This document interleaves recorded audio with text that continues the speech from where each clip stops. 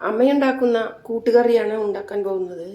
അതിനായിട്ട് ഞാനിവിടെ ഒരു 1/2 കിലോ ചേനയും 1/2 കിലോ കുമ്പളങ്ങിയുമാണ് എടുത്തിട്ടുള്ളത്. അത് നമുക്കിങ്ങനെ വേകാനിട്ട് കൊടുക്കാം.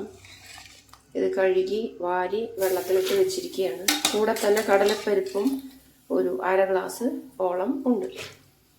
കടലപ്പരിപ്പ് നമുക്ക് നേരത്തെ തന്നെ വെള്ളത്തിലിട്ട് വെക്കേണ്ടതുണ്ട്.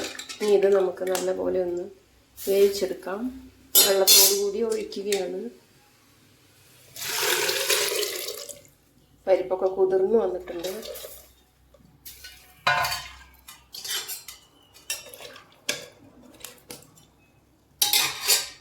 അടുപ്പത്താണ്, കൽച്ചട്ടിയിലാണ് വെക്കുന്നത്. കൂട്ടുകറി ഉണ്ടെങ്കിൽ കൂട്ടാനില്ലെങ്കിലും ചോറുണ്ണാമെന്നാണ് പണ്ടത്തുള്ളവർ പറയാറ്. അപ്പം ഞാനിതിന് പാകത്തിൽ ഉപ്പ് ചേർത്ത് കൊടുക്കുകയാണ്. ഉപ്പ് ഏറാതിരിക്കാൻ ശ്രദ്ധിക്കണം, കാരണം ഇത് വറ്റിച്ചെടുക്കുന്ന ഒരു കറി ആയതുകൊണ്ട്. ഒന്ന് ഇളക്കി കൊടുക്കാം.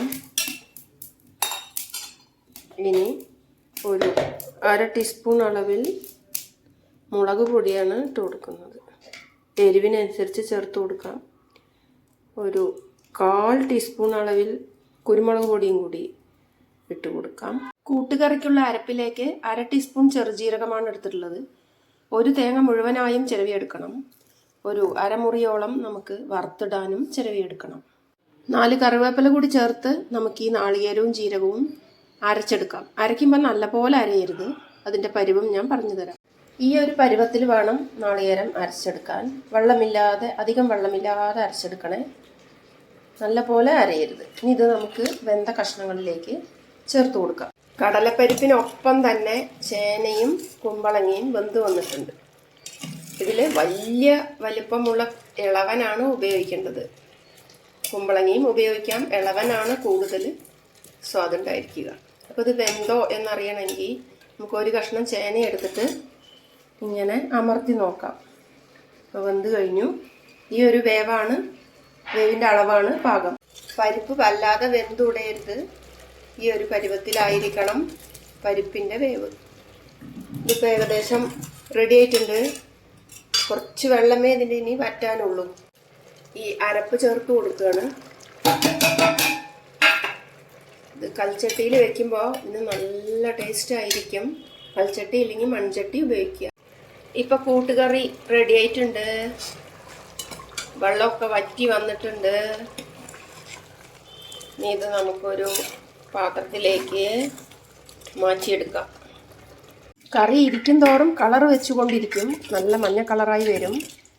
ഈ ഒരു കൽച്ചട്ടിയിൽ ഇത് ഇരുന്ന് വറ്റുകയും ചെയ്യും. അപ്പം ഞാനിപ്പോൾ ഇറക്കി വെച്ചിട്ടുണ്ട്.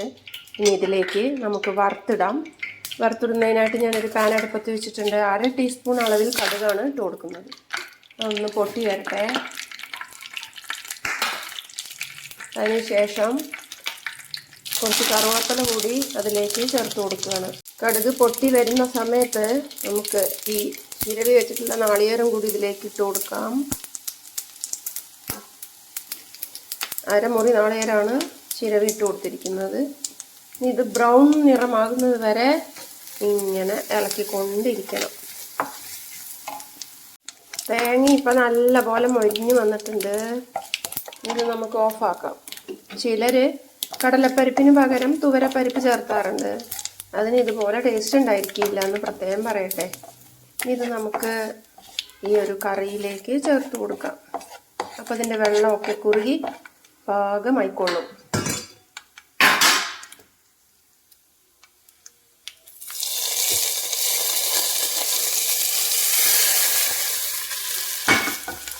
സൂപ്പർ ടേസ്റ്റ് ആയിരിക്കും. ട്രൈ ചെയ്യൂ. ഇഷ്ടപ്പെട്ടാൽ ലൈക്ക് ചെയ്യൂ, ഷെയർ ചെയ്യൂ, കമൻറ്റ് ചെയ്യൂ, സബ്സ്ക്രൈബും ചെയ്യണേ ചാനൽ. 1/2 ടീസ്പൂൺ അളവിലാണ് ഞാൻ മഞ്ഞൾപ്പൊടി ചേർത്ത് കൊടുത്തിട്ടുള്ളത്. ഇത് പിറ്റേ ദിവസമാണ് കൂട്ടാൻ നല്ല സ്വാദുണ്ടാവുക. വൈകുന്നേരം ഫ്രിഡ്ജിലെടുത്ത് വെച്ചിട്ട് രാവിലെ ഒന്നും കൂടി ഒന്ന് ചൂടാക്കിയിട്ട് കഴിക്കുകയാണെങ്കിൽ നല്ല സ്വാദായിരിക്കും.